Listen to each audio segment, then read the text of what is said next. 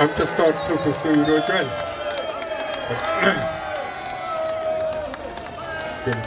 Чанга гэж.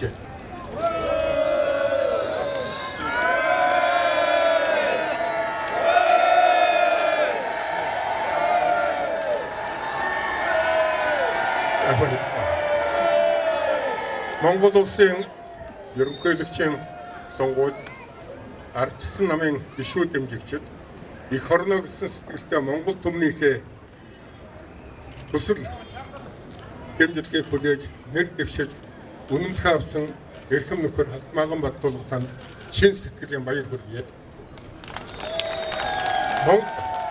Монгол түмний хайртай хүү Монгол төрийнхөө дуулыг дэлхийн тавцан дэвшүүлж Монгол төрийнхөө сүлдийг дэлхийн тэнгисд мандуулж явсан Баттулга таныг нэр дэвшигчээр тодруулсан ардчилсан намын гишүүд дэмжигчтэй монголчуудаа чин сэтгэлийн талархлыг илэрхийлье.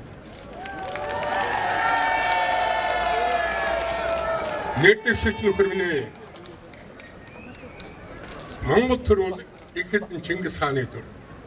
Чингис хаан төрийн тэргүүн болохдоо би хадаас болж төрийг эхлэн сахиж аргамжаа болж улсыг барин хатуучсуу гэж тангаргалсан билээ.